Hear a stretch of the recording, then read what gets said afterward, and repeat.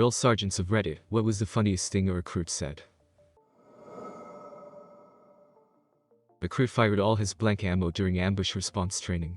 He crawled into the ditch to opposite where the aggressors were and started throwing rocks at them. Drill instructor came running into the middle of the road blowing his whistle and screaming, "What the fuck are you doing?" Recruit screamed back, throwing hand grenades, drill sergeant. Without missing a beat, the guy screamed, "Out fucking standing," and walked away. Asked a private the difference between cover and concealment. Private said, "Drill sergeant, you asked what seems like a very important question, which I am supposed to know the answer to." However, this private was imagining not being called on, and was not paying attention to the question. Drill sergeant. I ordered the platoon to form up facing west. One troop asked, "Master Corporal, are west or your west?" I just walked away angrily and let his peers sort him out. I came out of my office, and they were facing east. I went through Ox a couple years back. Our RDC was a stickler for making sure that our socks were pulled all the way up during PT, and would routinely yell at candidates to pull their socks up by yelling, "Motivate your socks." A couple days into Ox and we're doing PT, and the RDC spots a girl with her socks bunched at her ankles. He rushes over and gets in her face, and requests that she motivates her socks. She, being new, has no idea what this means yet. He yells it again, and she started to panic. She looks down at her socks and yells at the top of her lungs, "You can do it, socks." RDC does an about face, and despite his best attempt, he absolutely loses it while trying to make a hasty exit. This reminds me of a story I had at Ox. Our RDC loved to yell and would often find any excuse to grab the other RDCs to join in with him berating a candidate. One morning during PT, we had a transitional exercise between exercise stations where we had to bear crawl, broad jump, crab walk, etc. between stations. So, this RDC loved to make people uncomfortable by getting right in their faces and screaming about the transitional exercise. So, he went up to my 6 feet 230 pounds buddy, got right in his face, and screamed, "Crab walk candidate." He didn't look affected at all as the rest of us turned to start crab walking, hands behind you, walking on all fours. The next thing we hear is this RDC losing his mind, "What the F are you doing, candidate?" Over and over again. His voice started to squeak from the strain. So, the rest of us stop and turn to see what's happening, while the other RDCs are rushing over to join in on the fun and yell at my buddy. When I turn around, I see 3 RDCs with red faces berating, screaming, and holding back laughter right in the face of this 6 feet 230 guy. He is sidestepping down the field crouched down with his hands making pinching crab claws. While he's screaming, "I'm crab walking, senior chief." The rest of us immediately started laughing while this guy had to crab walk like this 30 yards down the field. Funniest memory at Ox by far. His hands never stopped making the pinching motions. In basic training environments, recruits are given a standard set of responses that they're supposed to stick to. They vary from service to service, but generally, the standard responses are some version of yes, no, I'll do that right away, I'll find out. Part of the head game that's played during basic training is getting into the habit of only answering questions using your standard responses. With that last one, the point is to try and remove "I don't know" from a recruit's vocabulary, and replace it with "I'll find out." It's a mental thing. Unrelated to that entirely, people in the military wear hats.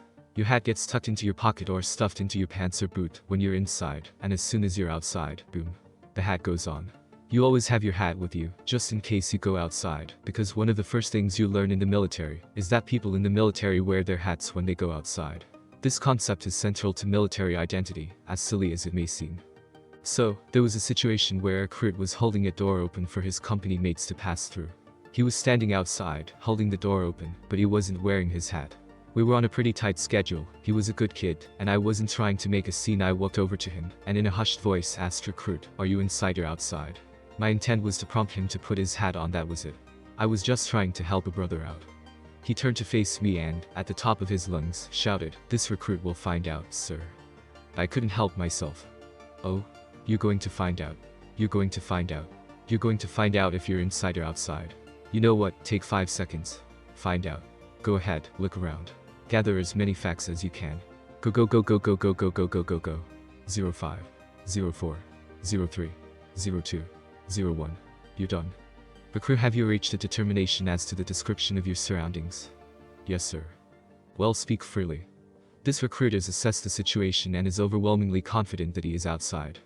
I then pulled his hat out of his pocket and placed it on top of his head. His eyes lit up with "Oh look. He got it." I was trying to help him out, not yell at him. After he graduated, I linked up with him to tell him that situation was probably my absolute favorite thing that's ever happened in any of the classes that had come through. Required to have creases in your uniform, and if you know anything about it, you can sometimes mess it up and give a shirt 2 creases, commonly referred to as railroad tracks. On morning information for uniform inspection, it was discovered someone had done this to their shirt. So, in come the diss. At one point, one of them yelling, asked, "Recruit X, are you a train conductor?" And sure, as shit, he was before he joined. So, he answered, "Sir, yes sir." Everyone got awkward quiet for what felt like 5 minutes, but I'm sure it was only 5 seconds. And then, the group of them went on yelling at the next person in formation. In Navy boot camp, we have a thing before battle stations called Amnesty Night. This is where we confess all the dumb shit we managed to get away with to our RDCs and not get in trouble.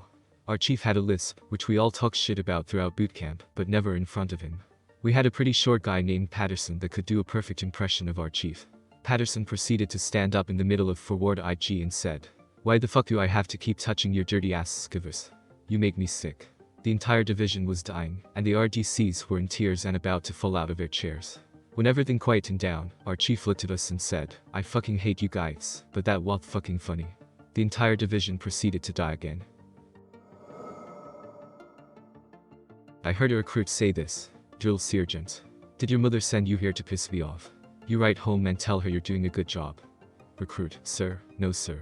My father sent me here to piss my mother off." Drill sergeant spun on his heel and marched off with his head down and his hand over his mouth. For those of you picking the fly sheet out of Pepper, in 1976 at the USCG Training Center Alameda Boot Camp, you were not allowed to begin a sentence without using sir, nor end it without using sir.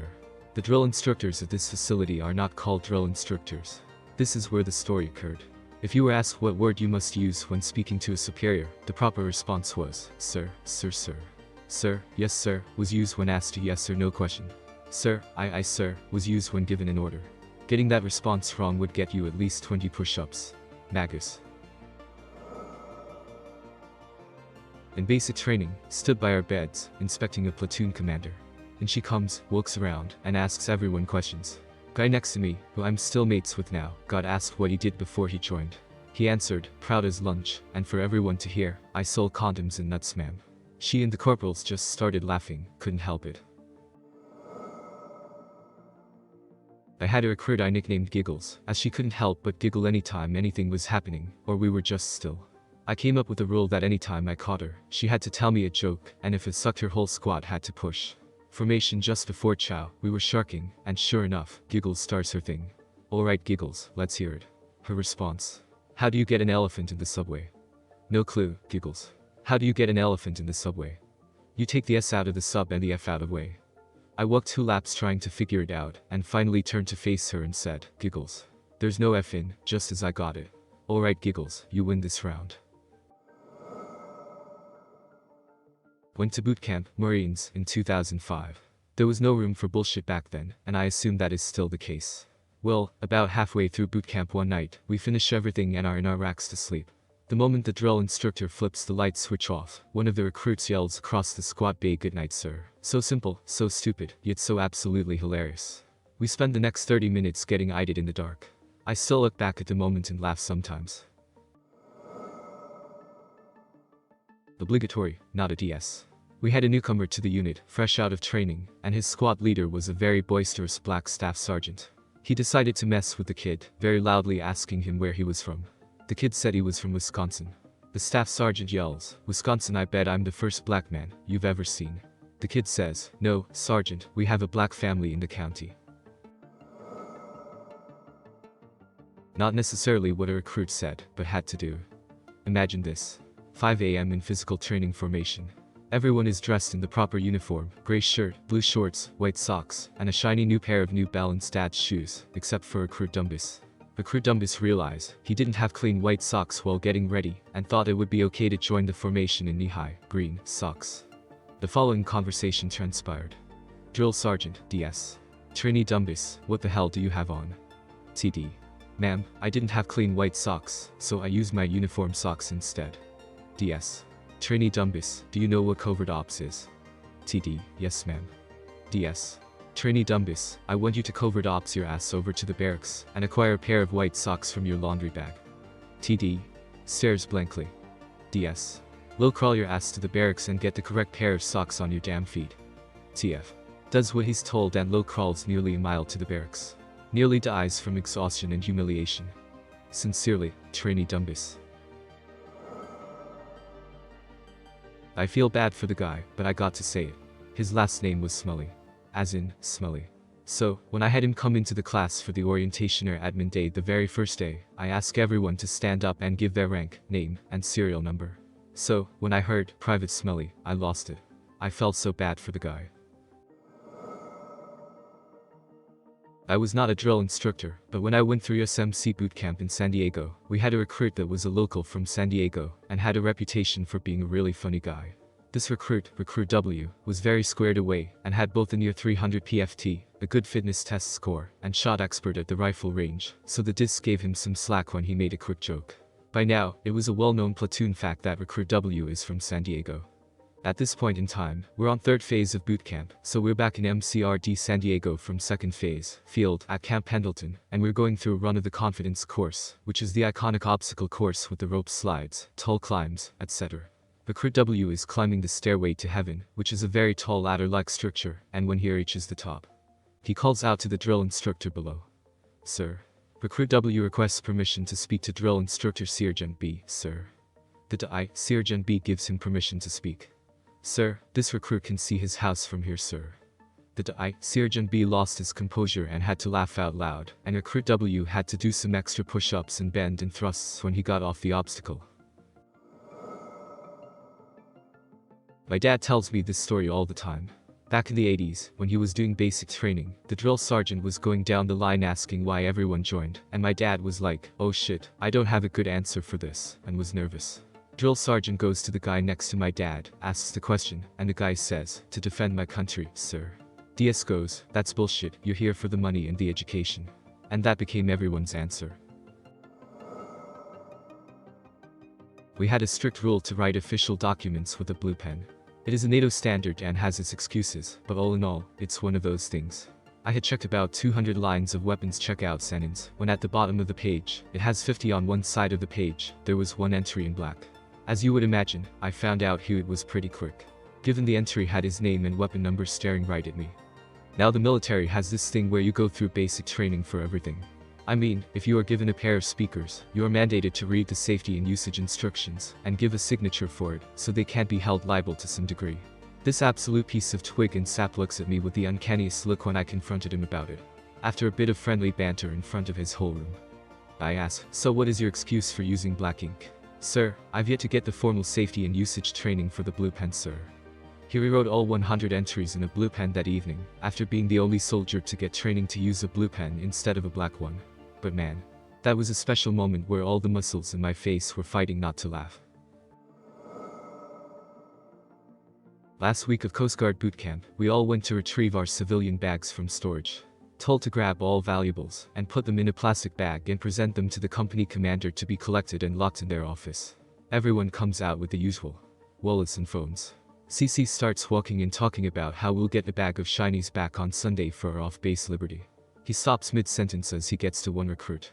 The conversation goes like this. CC. Howard, why the fuck do you have an iron? Howard. Petty Officer James, Seaman Recruit Howard. My recruiter told me it was smart to bring an iron to share with my company. The CC doesn't say a thing.